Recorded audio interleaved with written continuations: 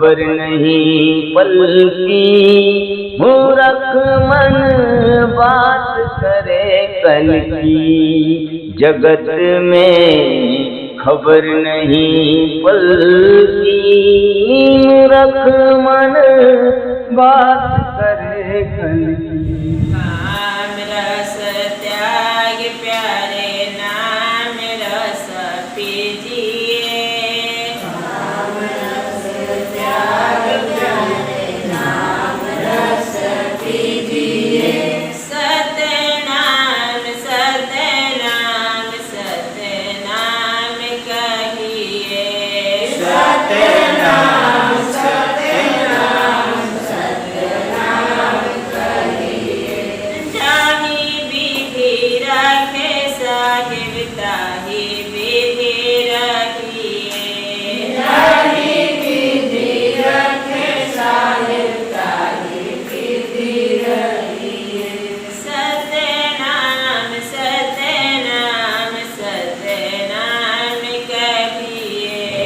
सतनाम सतनाम सतनाम कहिए।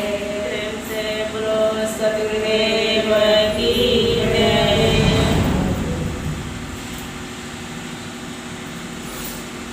प्रेम से बोलिए सतगुरु कबीर साहिब की जय। आए हुए संत भक्तों की जय। गुरु गोविंद की जय। साहिब।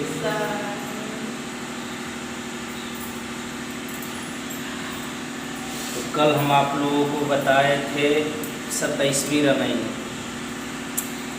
जिसमें ब्रह्मा विष्णु और शंकर जी को सभी को उनको अपना अपना भार मिलता है।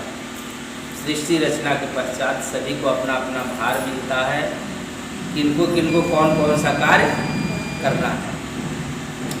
और उसके बाद में ये तीनों ही सृष्टि की रचना करते हैं। तीन ये और निरंजन और आद्या, 5 जन मिलकर के ही ये समस्त सृष्टि की रचना करते हैं। और फिर उसके बाद में माता आद्या ने 3 कन्याओं को ही अपने संकल्प शक्ति से उत्पन्न करती है, उमा, रमा और ब्रह्मांडी। तो तीनों कन्याओं को भी एक एक जन को दे देती है। उसको देख करके सभी लोग मोहित होते हैं, लेकिन ऋषि मुनि सभी ने मोहित होते हैं। मोहित होने के बाद माता ने इनको एक एक नारियों को, शंकर को, एक विष्णु को और एक ब्रह्मा जी को देती है। और सभी लोग, ये लोग अपने ढंग से इस संसार में जगह जगह जाकर नाना प्रकार के मनुष्यों को उत्पन्न करते हैं। अक्सर दक्षिण दिशा की, हिमालय की तरफ कहते हैं कि दक्षिण दिशा की तरफ ब्रह्मा विष्णु ऋषि और लोग अपना जहाँ जहाँ मतलब गए, वैसे मनुष्यों को उत्पन्न किया और पशु पक्षियों को भी ये लोग उत्पन्न करते हैं। और दक्षिण दिशा से कुछ दिनों के बाद वाम मार्गी लोग, जो आर्य लोग आए, तो उन लोगों ने इस मनुष्य समाज में जात पात का मतभेद पैदा किया। ब्राह्मण क्षत्रिय शूद्र वैश्य बनाया, कर्मानुसार जोर जुर्म करके बनाया। और भिन्न भिन्न रंग रूप वाले मानव भी सृष्टि रचना की उत्पत्ति में हुए। फिर साहब कहते हैं कि इन सभी ने मिलकर के जो सृष्टि रचना किया, तो इन्हीं का सभी लोग पूजा पाठ करने लगे। किनका? ब्रह्मा विष्णु महेश का और आद्या का और निरंजन का। क्योंकि ये असली परमात्मा के बारे में कोई जाना नहीं, क्योंकि आत्मा ईश्वर निरंजन के बस में सभी लोग हो गए।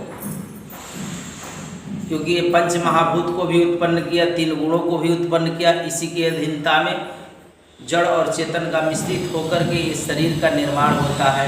तो कहते हैं कि आत्म ईश्वर निरंजन के बस में ही होकर उसी को अपना सभी लोग स्वामी माना। किसको माना? काल निरंजन को ही सभी लोग परमात्मा माना। और वहाँ पर 2 आत्माएं आई।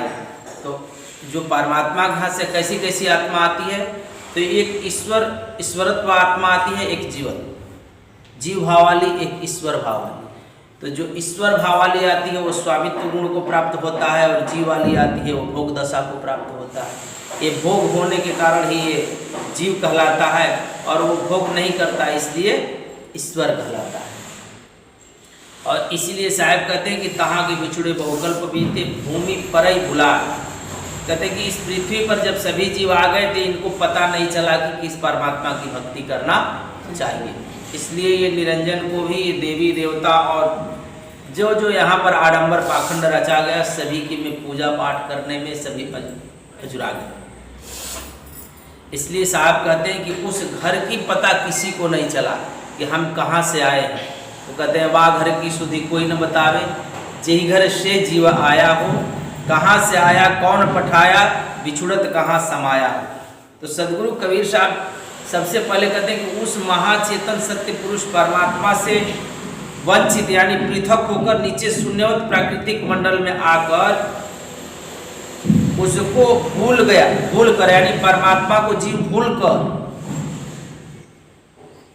सब आत्माएं निरंजन के बस में हो गई और उसी के अधीन हो गई। तथा सदगुरु कहते हैं कि अवधु निरंजन जाल पसारा, तो उसने ये समस्त संसार को फैलाया। क्या कहते हैं कि अवधु निरंजन जाल पसारा, तो कैसा जाल? तो कहते स्वर्ग पताल रचियो महिमंडल, तीन लोक विस्तारा।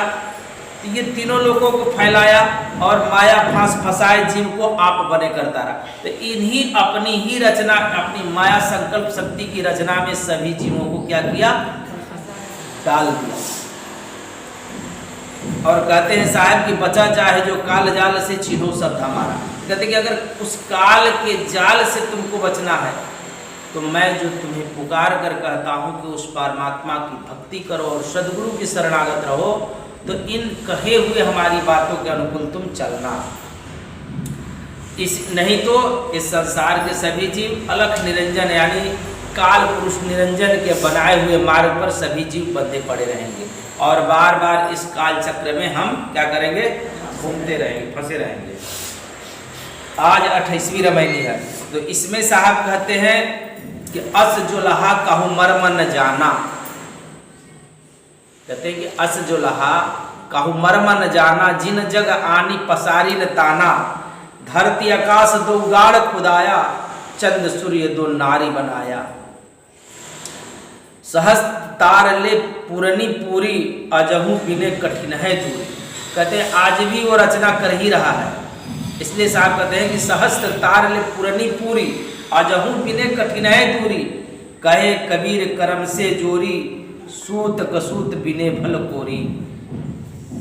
कहते हैं कि सभी चीज वो कर्मों से जोड़ा है और किस विधि जोड़ा है इस बारे में, यानी कर्म रूप का ताना बाना किस विधि बिना है। और ये संसार के समस्त जीव इन कर्मों को कर कर कर इसी संसार में बंधे हैं।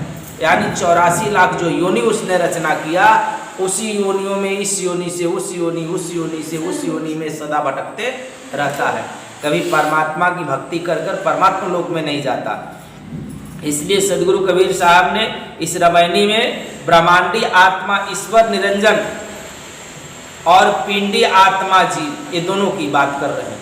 क्योंकि कल ही कहे कि जब परमात्मा के यहाँ से आए तो दो तरह के आत्मा आए, एक ब्रह्मांडी आत्मा जो ईश्वर को उपलब्ध हुआ ईश्वर भूमिका को, और एक पिंडी आत्मा जो जीव भूमिका को उपलब्ध हुआ। अच्छा, उसमें आप में कोई भेद नहीं। कल भी मैं बताया था कि मोदी जी में आप में कोनो भेद नहीं है, सब चुनाव हो गया है। तो देखिए बात ऐसा है कि अगर समझ लीजिए कि एक वृक्ष है और उसके दो पेड़ हैं, दो डाल होते हैं ना जी, एक वृक्ष के दो डाल हो गए और दोनों डाल पर दोनों एक ही बराबर में दो पक्षी बैठा, एक इस डाल पर बैठा एक इस डाल पर, यानी सामान्य रूप से बैठा है। तो एक पक्षी क्या करता है कि उसमें सुंदर सुंदर फल लगे, तो एक पक्षी क्या करता है कि वो फल को खाता है। क्या करता है? वो फल को चखता है। तो जब खाता है, जैसे ही वो फल को खाया तो वो भोक्ता बना। क्या बना? भोक्ता बना। और एक पक्षी है तो उस फल को, संसार के फल को खाता नहीं है, तो वो क्या बना? वो भोक्ता नहीं बना। तो जो भोक्ता बना तो उसको कर्म लगा, तो उसे जीव कहा। क्या कहा गया? और जो पक्षी फल को नहीं खाया तो वो ब्रह्म कहलाया, यानी ईश्वर कहलाया। बस फर्क इतना ही था कि जो इस संसार में भोग किया उसे जीव कहा गया, और जो इस संसार के भोग का परित्याग कर कर परमात्मा में प्रवेश किया उसे हम ब्रह्म और ईश्वर माने। समझ में आया? तो कहते कि ये दो तरह के हुआ। तो साहब कहते हैं कि एक तो ईश्वर निरंजन ब्रह्मांडी आत्मा और पिंडी आत्मा जीव को जुलाहा की संज्ञा दे करके दोनों को ताना बाना का विवेचन करते हैं। कहते हैं कि इन दोनों को जुलाहा बताते हैं। जीव है सो संसार के कर्मों में लगा है और ईश्वर भूमिका में जो है वो सिद्ध है। तो किसी को वरदान देने में, ये जीव को उस योनि में, उस योनि से उस योनि में, उस योनि से उस योनि में, वो काम करने में वो भी व्यस्त है, वो भी कर्म कर रहा है। जो आप कर्म करते हैं उसकी लेखा जोखा उसके पास। तो आप यहाँ पर आप जीव है तो आज संसार का कर्म का लेखा जोखा आपका है, आपके पास है, आपके घर का लेखा जोखा है ना आपके पास। उसी तरह से पूरी ब्रह्मांड का लेखा जोखा उसके पास है। आप क्या कर रहे हो? तो आप यहाँ से जाते हो तो उसके अनुसार वो आपको छोड़ता नहीं है। तो इसी तरह से कहते हैं साहब कि दोनों को जुल्हा बताते हैं। क्या बताते हैं? ताना बाना बुनने वाला, वो भी ताना बुना बुन रहा है और ये जीव भी यहाँ पर ताना बुना बुन रहा है इस संसार का। इसलिए साहब कहते हैं कि ताना बाना का विवेचन किया है, क्योंकि पिंडी ब्रह्मांडी आत्मा के मन में ईश्वरत्व भाव और पिंडी आत्मा के मन में जीवत्व भाव रहता है। पिंडी आत्मा ईश्वर ब्रह्मांडी मन है। जो पिंडी आत्मा है तो कहते हैं कि ईश्वर है और वो ब्रह्मांडी मन है उसके पास, और जो कि समस्त ब्रह्मांड में व्याप्त है। और पिंडी आत्मा जीव का पिंड मन है जो कि पिंड में व्याप्त है। तो आपका जो जीव भाव है तो इस संसार में आपका मन लगा हुआ है। कहाँ लगा हुआ है? संसार में। घर द्वार, भैंसी पड़िया, जगह जमीन, रुपया पैसा, बैंक बैलेंस, हिताई नताई नहीं, भैया भौजी नहीं, सास ननद सब लगा है ना। अब उस जो ब्रह्मांडी आत्मा है तो उसको भी लगा है। स्वर्ग नरक जनलोक भूअरलोक साकेत लोक, यानी तमाम प्रकार के सब जीवों को, किसी को वरदान देना, किसी को श्राप देना, किसी को नरक भेजना, किसी को स्वर्ग भेजना, ये लगा हुआ है उसको कि किस किस लोक में किसी को गैया भैंसी बनाना, किसी को पोछ उधार दे देना, ये सब लगा हो। तो वो उसके जी में लगा, कर्म दोनों कर रहा है, वो भी मुक्त नहीं है। ब्रह्मांडी जो आत्मा है वो भी मुक्त नहीं है। तो कहते कि वो उसके जी में लगा है। अतः प्रथम ब्रह्मांडी आत्मा निरंजन ईश्वर के रूपी जुलाहे के ताना बाना का विवरण साहब करते हैं इस रामायणी में कि पहले भी किए हैं आपको 27वीं रामायणी में कि वो क्या क्या कर्म करता है। कल मैं बताया था आप लोगों को कि उसका क्या क्या कर्म है, कैसे कैसे सभी को भार देता है। जो ब्रह्मांडी आत्मा सिद्ध आत्मा हुए तो उसमें ब्रह्मा विष्णु शिव भी आए, आद्या भी आई, निरंजन तो है ही है, और देवी देवता हुए। तो साहब कहते हैं कि ऐसे ओंकार निरंजन ईश्वर रूप जुलाहे का मर्म अर्थात भेद रहस्य को किसी ने भी नहीं जाना। उसमें भी ब्रह्मा विष्णु महेश उसके रहस्य को नहीं जाना। वो तो शंकर जी बाद में जो तपस्या किए तो उनको आत्म साक्षात्कार उनको हुआ, यानी निरंजन का साक्षात्कार होता है। जिसने उस महाचेतन सत्य पुरुष परमात्मा से पृथक होकर इस शून्य प्राकृतिक मंडल में आकर सृष्टि प्रपंच रूप ताने को फैलाया है, उसका भेद रहस्य किसी ने अभी तक जाना नहीं। कहते हैं साहब कि उसने धरती और आकाश रूप दो गड्ढे खोदा। क्या खोदा? कहते कि एक तो धरती बनाया और दूसरा आकाश। ये धरती आकाश रूपी गड्ढा खोदा और जिसमें पैर रख करके कपड़े बुना जाता है। कहते हैं कि जो कपड़ा बुनने वाले देखे हैं, खड्डा खोदता है और दो ताना बना ऐसे खड़ा करता है, इधर से लकड़ी मारता है तो उधर जाता है, उधर से लकड़ी मारता है तो इधर जाता है, ऐसा वो कपड़ा बीनने वाला, और फिर ऐसे चलाता है, खड्डे में पैर रखे रहता है। तो कहते हैं उसी प्रकार से आकाश को और पृथ्वी को वो जो निरंजन था, निरंजन रूपी जो जुलाहा था, वो क्या किया? खड्डा खोदा और उसमें क्या किया? कहते हैं कि करघा चलाने के लिए खुदवाया और चंद्र तथा सूर्य रूप को दो नारी बनाया। कहते हैं कि जो चंद्र सूर्य है तो देखते हैं चंद्रमा सूर्य दोनों निकलते हैं बाहर में भी, लेकिन हमारे भीतर भी चंद्र नाड़ी और सूर्य नाड़ी चलती है। तो कहते हैं कि ये दो नाड़ी बनाया और इन दोनों नाड़ियों से करता क्या है? तो कहते हैं हजारों तार रूपी तारा को लेकर के जो काल पुरुष निरंजन था, तो कहते हैं कि वो तो बाहर में चंद्र और सूर्य दो मैंने नाड़ी बना दिया कि इसी के माध्यम से ये दिन रात होगा। तो यहाँ के संसार के जीव क्या करेंगे, रहेंगे, उसी से दिन गिनेंगे। और कहते हैं कि एक करोड़ों जो तारा है, हजारों तारा है, तारा को लेकर पुड़िया पूरी है, यानी पुड़िया बनाई है कि एगो पुड़िया खत्म हो गई, पृथ्वी रूपी पुड़िया खत्म हो गई तो मंगल रूपी पुड़िया पर तुमको ले जाएगा, रखेगा। मंगल खत्म हो जाएगा ना तो बुध पर ले जाएगा। ऐसे ऐसे लोक लोकादि की उसने रचना किया है। तो कहते हैं कि हजारों तारा रूपी पुड़िया पूरी गई है, परंतु अभी भी सृष्टि रूप प्रपंच की का बिनना कठिन है दूरी। कहते हैं कि इतने अनंत पृथ्वी उसने बना के रखा है कि एक पृथ्वी नष्ट हो तो दूसरे पृथ्वी पर लेकर जाएगा। हाँ, तुमको एक पृथ्वी खत्म हो तो दूसरे पृथ्वी पर वहां पर जीवन जन्म पैदा होने लगेगा, वहां पर भी मनुष्य रहने लगेगा। तो कहते कि ऐसा उसने बनाया है कि आजहू बिने कठिन है दूरी, यानी कि अभी तो उसका पूरा सृष्टि का रचना हुआ भी नहीं, एक अंश भी नहीं हुआ है। अभी तो थोड़ी सी है, एक पृथ्वी की रचना है, लोक लोकादि सभी लोगों पर वो रचना कर सकता है। ऐसे ऐसे अनंत पृथ्वी है। तो इसलिए साहब कहते हैं कि अजहू बिने कठिन है दूरी, अर्थात पूरा होने नहीं पाया है आज भी, क्योंकि संसार अर्थात अपूर्ण अधूरा है।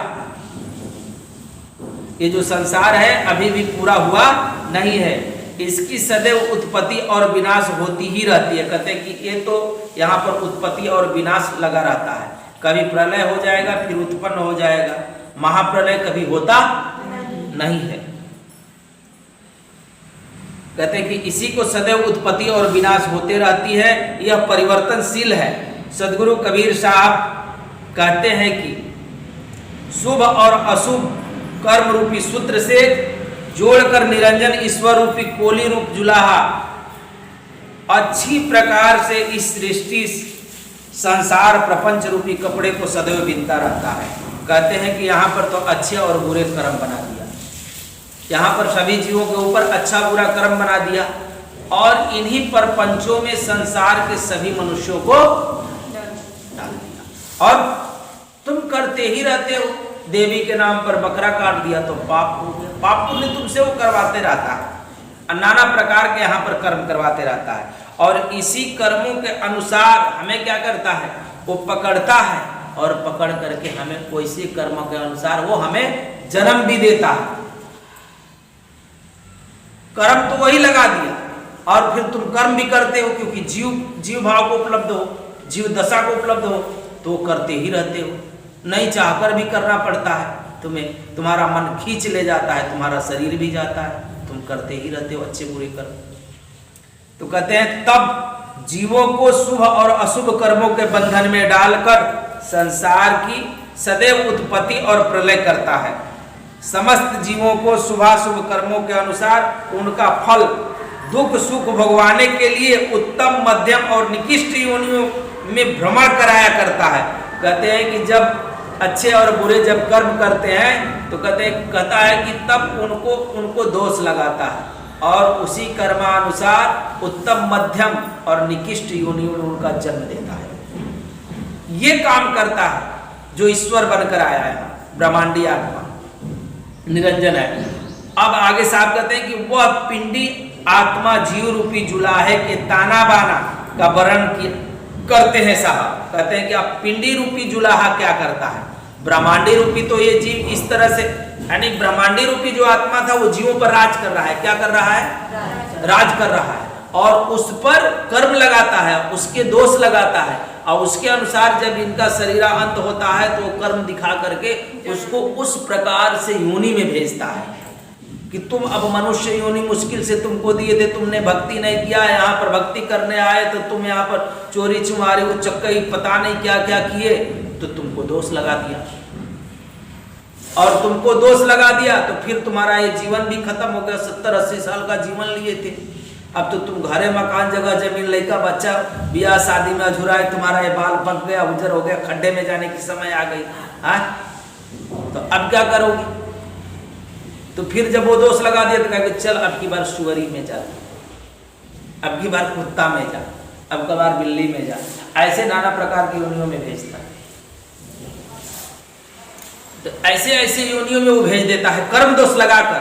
किसको? तो तुम जीव भाव को हो इसलिए, और तुम में और उसमें कोई भेद नहीं है। क्यों भेद पड़ा है? फल को खाने से। मैंने पहले ही बताया ना, जो तुमने फल को, संसार के फल को चखा, इसके लिए जो रस लिया यहाँ पर तुमने। हमारे यहाँ एक भक्त आया, वो कल रस घोर रही थी ना, तो ऐसा ही तुम लोग रस लिया यहाँ पर संसार में। तो संसार का जब तुम रस लिए तो तुमको कर्म बंधन लगा। तो गुरुओं ने जो परित्याग करने की बात करते हैं, तो तुम्हें भी सोचते हैं कि तुम भी ईश्वरत्व के भाव को उपलब्ध हो, तुम ही उस ब्रह्म को जानो, और तुम्हारे ही पास दोनों है। लेकिन कबीर साहब का जो ज्ञान है, ये पिंडस्थ आत्मा और ब्रह्मांड आत्मा से दोनों न्यारा है। क्योंकि साहब क्या कहते हैं? पिंड ब्रह्मांड दोनों से न्यारा, दोनों से वह परमात्मा न्यारा है। क्योंकि ये मुक्तिदाता नहीं, और जब हम परमात्मा की भक्ति करने लगते हैं तो वहां पर सारे कर्म नष्ट कर दिए जाते हैं। इसलिए लोग सदगुरु के शरण जाता है। सदगुरु के शरण जाने का एक ही उद्देश्य होता है कि उनके पास तुम्हारे कर्मों का लेखा जोखा जोड़ा नहीं जाता। उनके द्वार पर जाने के मतलब कि तुम्हारी नैया पार होगी, तुम्हें कोई रोकने वाला नहीं है, कोई निरंजन तुम्हारे ऊपर दोष नहीं लगाता। इसलिए साहब कहते, सदगुरु कबीर साहब कहते हैं कि ऐसे जीव रूपी जुलाहे का किसी ने भी भेद नहीं जाना कि जिससे उस सत्य पुरुष परमात्मा के पृथक होकर इस शून्य प्राकृतिक मंडल संसार में आकर शुभ तथा अशुभ कर्म रूपी प्रपंच रूपी ताने को फैला रखा है। कहते हैं कि ये जो जीव है, ये कभी नहीं जान पाया कि ब्रह्मांड में जो आत्मा है, ये इस प्रकार से ताना बाना फैला के रखा है। और इसी को क्या किया है? कहते हैं कि उसने धरती और आकाश रूपी दो खड्डे, यानी करघा चलाने के लिए बनाए चंद्र तथा सूर्य, अर्थात इंगला और पिंगला दो नाड़ी, इंगला पिंगला दो नाड़ी का नारा बनाया, अर्थात पृथ्वी और आकाश के बीच काया रूपी खंड में बैठकर इंगला तथा पिंगला नाड़ी के दिन रात 21,600 श्वासों की सहायता से, माने जो श्वास चल रही इनकी सहायता से, और इसी के भीतर मन बनकर बैठ करके कह रहे हैं कि सहायता से उनके प्रारब्ध कर्मों का ताना पूरा रहा है।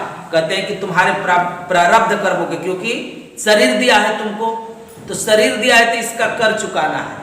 कहे कबीर सब हो गया तो देह पावे के दंड। तो प्राकृतिक, तो कहते प्रारब्ध कर, तो प्रारब्ध कर में प्राकृतिक के अंदर में जो गुण लक्षण है, तो हमारे अंदर काम है, क्रोध है, लोभ है, मोह है, अहंकार है, विष्णा तृष्णा जो भी उत्पन्न होता है, तो प्राकृतिक के एक गुण लक्षण, इसके कारण ही तुम्हें उत्पन्न होते हैं। तो कहते हैं ये प्रारब्ध कर्म इनके ऊपर लगा, और इन प्रारब्ध कर्म से कहते हैं कि प्रारब्ध कर्मों का ताना पूर रहा है, अर्थात 1000 कुंभकों की लंबी पुरिया पूरी गई है। कहते हैं कि 1000 कुंभक की एक लंबी पुरिया पूरा है।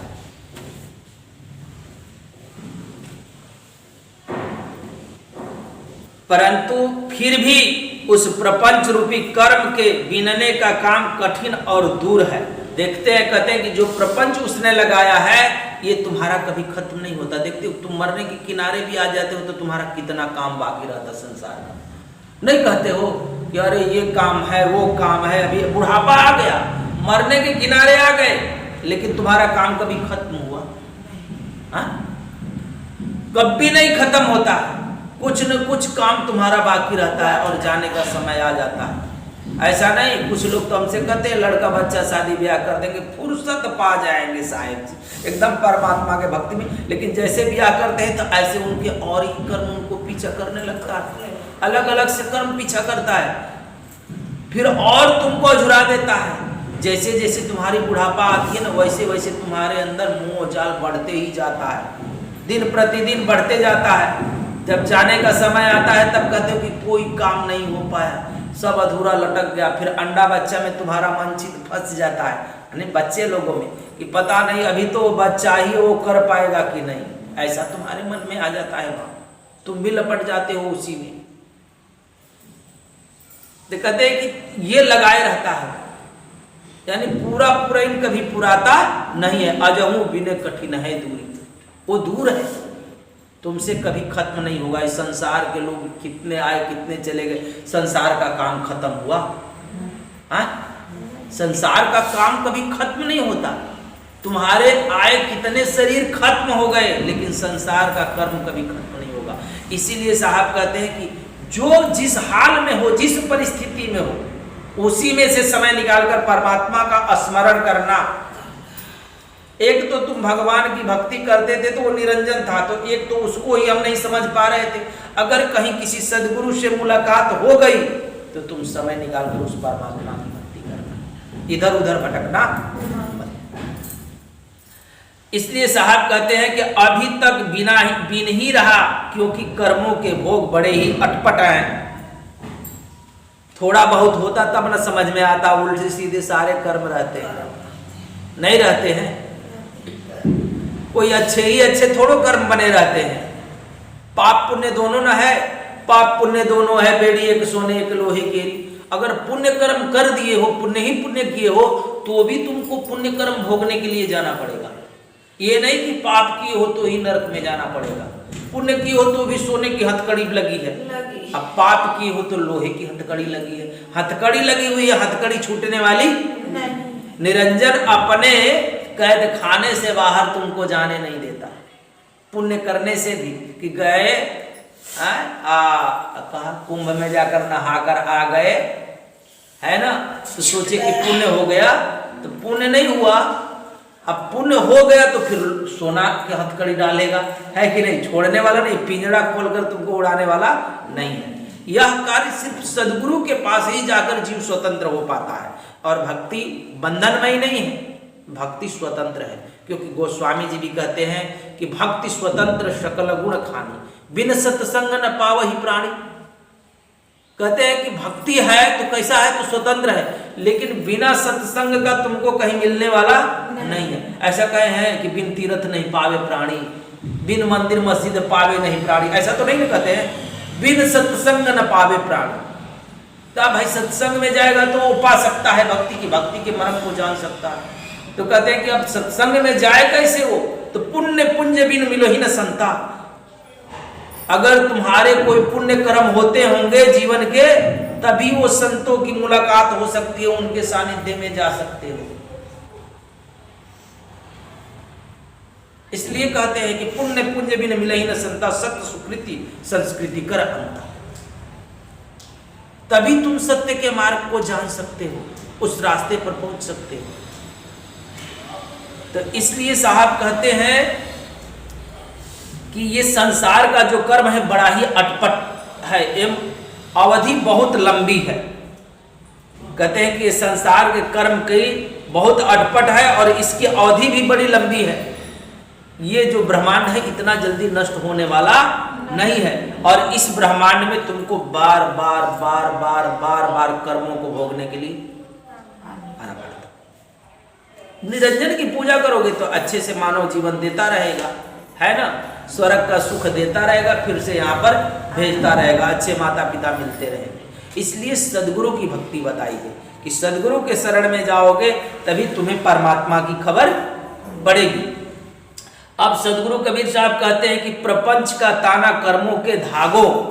अब धागा किस चीज का बना है, तो कहते हैं कि तुम जो कर्म करते हो कर्म का धागा है, कर्म के धागों से जोड़ा जाता है। जो कर्म करते हो तो कहते हैं कर्म के धागों से जोड़ते हैं। जो कर्म है तो कहते हैं एक एक कर्म करे तो एक एक धागा है, इससे जोड़ रहा है इधर से, और प्रतिदिन बिन रहा है। सांस का ताना बाना तुम्हारा बिन दिया है यहाँ पर आकर, अब कर्मों के धागा लगाया है इसमें। और कहते हैं कि और जीव का मन रूपी जुल्हा अच्छे सूत और बुरे सूत की अच्छी तरह से बीनता रहता है। कहते हैं अच्छे और बुरे सूत से बीनता है, एक अच्छा सूत है एक बुरा सूत, तो दोनों को उसमें चलाकर बीनता है, उस कपड़े को, जीवन को बीन रहा है प्रतिदिन। एक भी दिन बाकी नहीं जा रहा, हर पल वो बीन रहा है। कहते हैं इन्हीं सूत के धागों से तुम्हारा ये शरीर रूपी जो कपड़ा है ये तैयार कर देता है, खत्म हो जाती है। जो एक कपड़ा बनकर आई है तो बिनते बिनते बिनते बिनते एक दिन पूरा हो जाएगा, कट जाएगा दुनिया से। फिर वो देखा जाएगा किसमें कितना अच्छे कर्म है, कितने बुरे कर्म, कितने परमात्मा की भक्ति। अब कपड़े किसके हैं, किस कंपनी के कपड़े हैं, तो निरंजन के कंपनी के हैं, तो निरंजन के यहाँ जाएंगे। हाँ, सदगुरु के कंपनी के रहेंगे तब तो सदगुरु फिर जाएगा ये। हाँ, तो इसलिए साहब कहते हैं कि अच्छे और बुरे सूत के अच्छी तरह से बीनता रहता है, अर्थात शुभ कर्म और अशुभ कर्मों को करता ही रहता है। अंत यह जीव रूप जुलाहा आगामी अर्थात क्रियामाण कर्मों के साथ मिलकर क्रियामाण कर्म भी करता हुआ ही अच्छे बुरे प्रारब्ध जन्य भोगों को अच्छी तरह से भोगता ही रहता है। कहते हैं कि जो क्रिया क्रमण है ऐसे कर्मों को सदा ये जीव क्या करता है, भोगते ही रहता है। इससे ये कभी निकल नहीं पाता, क्योंकि उसने ऐसा ही चक्र डाला है। और कभी इसको ये जीव कभी सोच भी नहीं पाता कि जो ईश्वर रूपी जुलाहा है, जो ब्रह्मांडी रूपी जुलाहा है, किस तरह से ताना बाना बुना है, और उसी को हम अपना स्वामी भी मान बैठे। तो उसमें से कभी उस करघे में से बाहर तुमको जाने देगा? एक कपड़ा तैयार हो गया, बिनकर कट गया, तो फिर कर्मानुसार दूसरा लगा देगा करघे में, जाओ अभी इधर। साहब भी कहते हैं इस रामायणी में जोलहा। अब यहाँ पर कबीर साहब को कितने लोग जोलहा के मतलब अलग लगा देते हैं, बड़े बड़े विद्वान लोग भी, क्योंकि कबीर साहब की वाणी को समझना बड़ी कठिन है। तो इसमें कहा गया है कि जोलहा और कोरी शब्द आया है, जिनको देख करके हिंदी के बड़े बड़े लेखक ने यह कल्पना किया है कि कबीर कपड़े बिनने वाले कोली यानी जुलाहे थे। यह भी उनकी मिथ्या कल्पना है। लोग सोचते थे कि जुलाहा का जो बात कर रहे हैं ना, तो कबीर कपड़ा बिनने वाले थे, तो इसलिए उन्होंने अपने जो काम किया है इस कर्म का नाम उन्होंने दिया है जुलाहा। लेकिन यहाँ पर उसकी जोलहा की बात नहीं कर रहे हैं। दो प्रकार की जोलहा बताते हैं कबीर साहब, एक तो जीव रूपी जोलहा बताते हैं, एक ईश्वर रूपी जोलहा। दो जोलहा की बात करते हैं। लेकिन जिनको उतना दिमाग नहीं, जो हिंदी के लेखक हैं, तो बिना विचारे, बिना समझे, बिना बुझे, बिना उस गहराई में उतरे ही कुछ भी कबीर साहब को लिख मारा उन लोगों ने। इसलिए साहब कहते हैं कि अस जोलहा का उमर बन जाना।